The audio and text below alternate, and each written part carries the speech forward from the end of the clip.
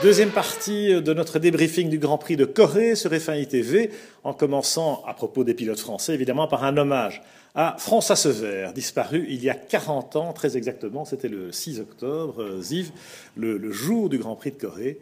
40 ans auparavant, eh bien, François Sever perdait la vie aux essais du Grand Prix des États-Unis à Watkins Glen avec cette Tyrrell. Il y a eu un très bel hommage à Montlhéry ce week-end avec Jackie Stewart et son épouse Hélène qui étaient là et tous les proches, évidemment, de François Sever, à commencer par Jean-Pierre Beltoise et sa femme Jacqueline Sever, qui a fait ce très beau livre en compagnie de notre confrère Johnny Rive, que je vous recommande. Vraiment, c'est magnifique. Et Sever, c'est le premier pilote français à avoir vraiment fait rêver le grand public au titre de champion du monde. Parce qu'avant lui, il y a eu, certes, des grands pilotes, que ce soit avant-guerre ou immédiatement après la guerre, Jean-Pierre Vimille, Raymond Sommer, Maurice Trintignant, etc. Mais celui qui, le premier, peut revendiquer un titre de champion du monde, c'est François Sever. Ce sont les voitures bleues, c'est la grande épopée Elf Tyrrell, Ziv. Et quelque part, aujourd'hui, avec cette génération et ces 4 pilotes français, il y a comme un renouveau. Et voilà, Sever les inspire. La preuve, c'est que Jean-Éric Vergne avait coiffé le casque de François à Monaco. Oui, c'est vrai, Pierre. Et, tu sais, chaque 6 octobre, moi, je me souviens de François Sever. J'étais un gamin, et ça m'avait sa disparition m'avait très fort ému. J'étais pas le seul parce que il était très aimé. C'était un garçon avec énormément de qualités. D'abord, c'est un très bon pilote. Ouais, c'est un beau gosse. Il était pianiste en même temps. C'était un type qui était très aimé dans le paddock. Et sa disparition nous avait fait énormément de peine. Et donc, chaque 6 octobre, on pense à lui. Donc aujourd'hui, vraiment, c'est bienvenu qu'on en parle. Voilà. Alors aujourd'hui, un Français sur le podium, comme un signe du destin, Romain Grosjean, qui confirme vraiment sa montée en puissance, sa prise de confiance. C'est plus le même pilote. On nous l'a changé. On parlait des pneus Pirelli 2012. Hier, à propos du fait que depuis que les gommes 2012 ont été réinstaurées par Pirelli en Hongrie, eh bien, ça a plutôt réussi à Romain qu'à Kimi Räikkönen, qui s'en plaint un peu. Oui, c'est vrai. Romain s'accommode très bien des pneus, disons, version numéro 2 2013. Et tant mieux, parce que on sent qu'il a pris beaucoup de maturité ces derniers temps. Il ramène des résultats, c'est vraiment bienvenu. Maintenant, on sent aussi que depuis que Kimi Räikkönen a signé chez Ferrari, il y a une volonté aussi chez Lotus de lui donner ce statut de premier pilote éventuel pour l'année prochaine. Et donc, on sent aussi que l'attention se porte un peu plus sur lui, ce qui lui donne plus confiance, et c'est une spirale positive. En vitesse pure, il est devant, il est devant Kimi depuis longtemps. Il est souvent devant en qualif. Je crois que sur les 6 dernières qualifs, il est 4 fois devant, donc c'est pas un hasard. Or, Räikkönen, je pense pas qu'il fait de cadeau, même s'il a raté quelques qualifs récemment, en le reconnaissant lui-même encore samedi.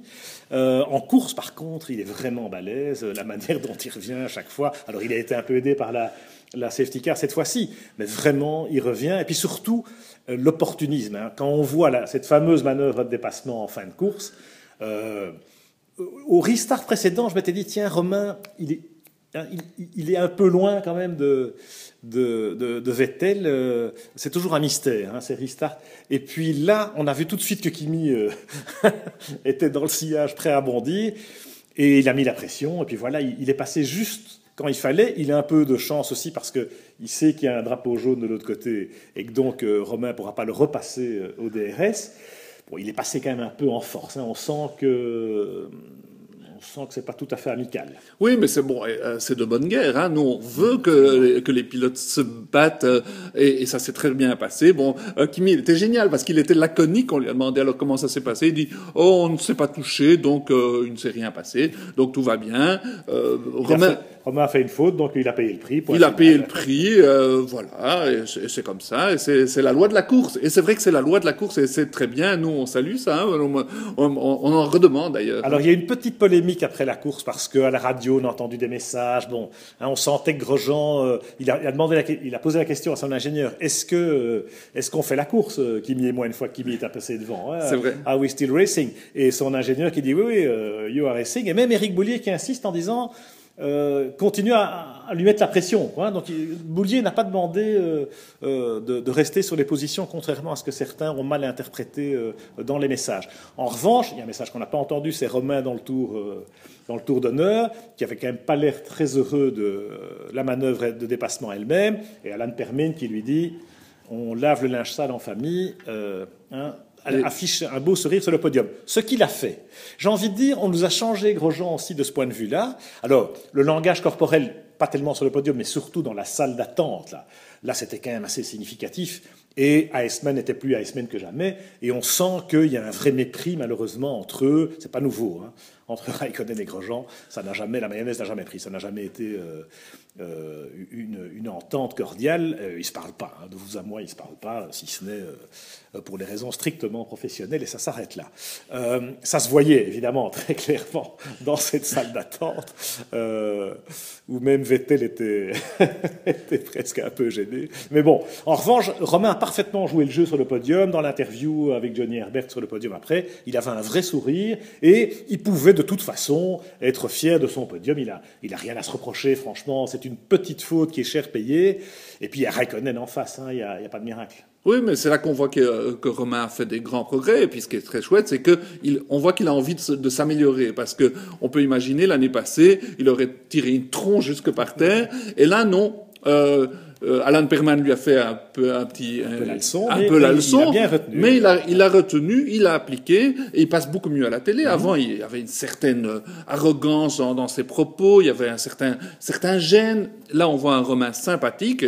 Plus décontracté, plus en harmonie avec lui-même, quelque part, donc plus en confiance, tout simplement. Tout à fait, les résultats sont là, et c'est un magnifique podium, il a fait une magnifique course, et bon, il se fait battre de justesse par Kimi, mais il n'y a pas de honte à ça. Avec Kimi, effectivement, qui a bénéficié de l'intervention de la safety car, sans quoi Grosjean était assuré de la deuxième place. Mais bon, deuxième ou troisième, franchement, ça n'est pas très important. Ce qui compte, c'est que Romain continue sur cette spirale positive et que, avec des résultats comme ça, évidemment qu'il va rester chez Lotus l'année prochaine. La question maintenant, c'est de savoir avec qui.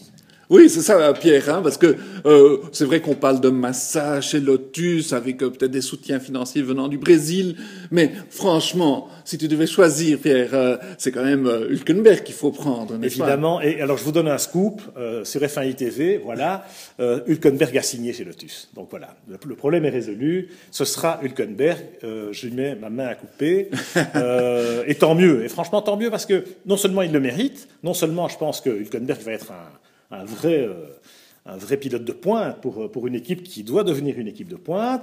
Hülkenberg, Grosjean se connaissent bien, c'est la même génération, ils ont déjà été équipiers en GP2, à l'avantage de Romain en début de saison d'ailleurs, chez ART. Et puis Hülkenberg, on le sait, hein, c'est un diesel. Hein, il faut une fois qu'il est chaud, il est parti, il est lancé. Enfin voilà, ça me paraît être un duo très prometteur pour Lotus l'année prochaine, et je m'en réjouis. Alors Felipe Massa, c'est une autre histoire. On sait que effectivement le Brésil se mobilise, que Bernie Ecclestone fait du lobbying pour placer au moins un Brésilien sur la grille parce qu'il en a besoin. Il a même dit Felipe pourrait aller chez Toro Rosso, figurez-vous. Oui, ce qui ne serait pas du tout logique parce que Toro Rosso a vocation à faire monter des petits jeunes. Oui, mais pas logique. Et puis, pourquoi pas en y réfléchissant une deuxième fois, je me dis au fond, c'est vrai que pourquoi pas Massa chez Toro Rosso ? Parce que chez Toro Rosso, ils ont un problème, c'est que, à part Jean-Éric, qui ils vont faire monter ? Alors, ni D'Acosta, le Portugais, n'a vraiment convaincu en World Series, alors que Carlos Sainz et Dani Kvyat, les deux juniors, sont trop jeunes.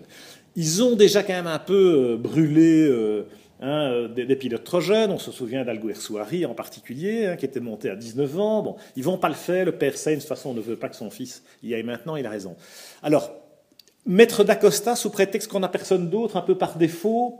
Il faudrait que D'Acosta... Alors, il a fait une belle course au Ricard l'autre jour, mais enfin, il est quand même dominé par Magnussen, il était dominé par Van Dorn, qui est un rookie. Bon, on va voir ce que fait D'Acosta à Barcelone à la dernière course, mais moi, je me dirais que peut-être pour un an, ou voilà, avoir un Massa peut aider l'équipe. Rappelons quand même qu'on a un règlement 2014 qui va demander des pilotes d'expérience pour la mise au point. Massa, ça reste un client, hein, en vitesse pure. Il est souvent à la hauteur d'Alonso en qualif.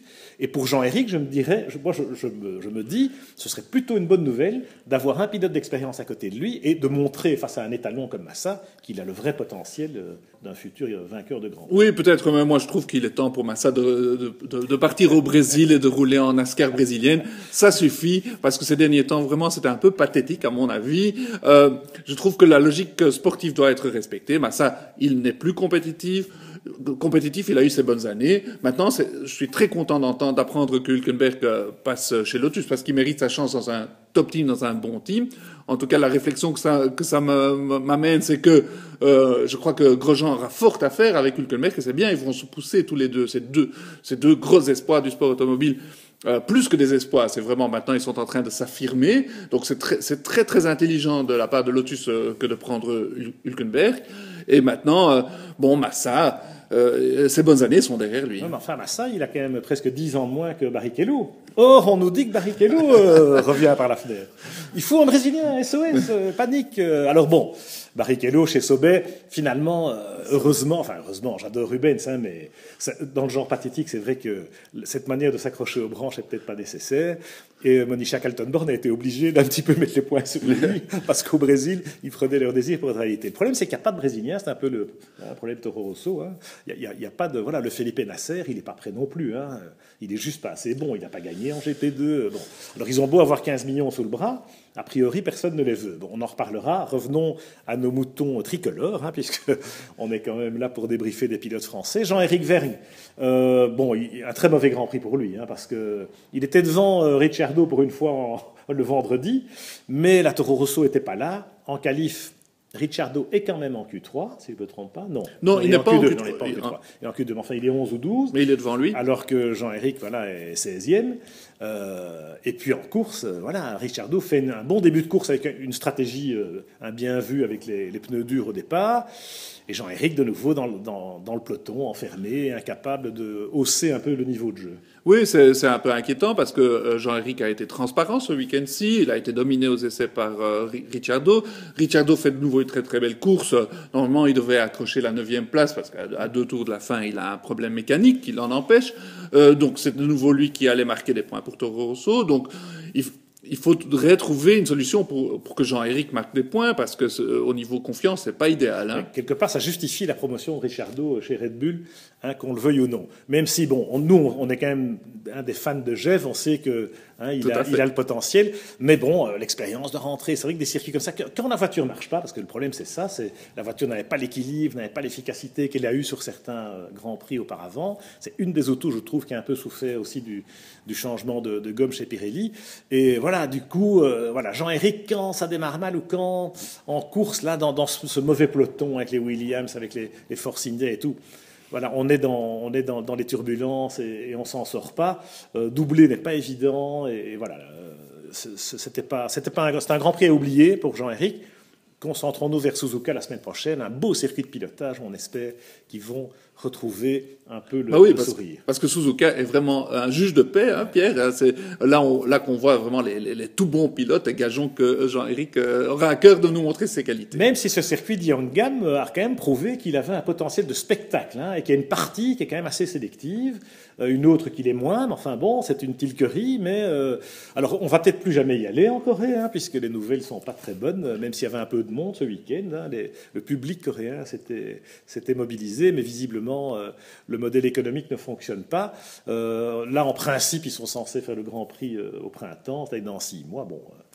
Je suis curieux de voir le calendrier 2014, le vrai calendrier, c'est-à-dire on l'aura en décembre, parce que celui qui est sorti avec les 22 Grands Prix, c'est une vaste plaisanterie. C'est vrai que ça a été une drôle d'idée de le mettre au diable Vauvert, mais c'est vrai que ce circuit aussi, il est pas mal du tout. C'est une idée des Coréens. On leur a pas demandé de se mettre à 400 bornes de Séoul. Ils se sont ils ont scié la branche, et ils se sont même tiré une balle dans le pied parce qu'ils ont envoyé un 4x4 Sanyong au milieu de la piste. Oui, là c'était ridicule, effectivement. Alors là, franchement, ils n'ont pas été à la hauteur. La FIA a plus ou moins essayé de couvrir le truc en disant non, mais c'était prévu que la voiture des pompiers monte en piste. Enfin, qu'elle monte en piste devant les leaders sans que la safety car soit intervenue. Je pense pas que le timing ça faisait un peu désordre. Ça faisait un peu désordre. Et dans ces pays-là, on se rend compte aussi que les commissaires sont pas vraiment formés, que il y a un manque. Tant que la sécurité n'en pâtit pas vraiment, ça va. Le jour où il y aura un vrai problème, ce sera un souci. On termine comme d'habitude rapidement avec Charles Pic et Jules Bianchi. Malheureusement, comme toujours, pas grand-chose à dire. Charles, un week-end impeccable, hein, rien à lui reprocher. Il est là, que ce soit en qualif ou en course, malgré les Petit bémol. Petit bémol, je voulais dire que il ne fait pas assez la différence avec Van der Garde. Aux essais, ils sont à 3, 4, 5 millièmes de différence, donc c'est vraiment jeu égal. Moi, j'aimerais bien le voir dominer Van der Garde un peu plus. Bon, il est devant, mission accomplie. Bon, je me demande si c'est pas Van der Garde qui progresse. Mais enfin bon, c'est une autre histoire. Jules Bianchi a été reconduit par Marussia pour 2014. C'est une bonne nouvelle. On a encore un pilote français qui est confirmé. Alors, confirmé chez Marussia, c'est peut-être un peu moins drôle que ce qu'il aurait pu espérer en promotion. Mais peut-être que c'est plus sage, c'est un plan de carrière peut-être plus raisonnable où il va continuer à apprendre son métier, à emmagasiner l'expérience, même si... il y a du pain noir devant. Hein. Il le sait, il va continuer à se battre pour la 16, 17, 18e place. Maintenant, ils auront le moteur Ferrari l'année prochaine, c'est pas mal. On sent que Ferrari le tient à l'œil, le soutient.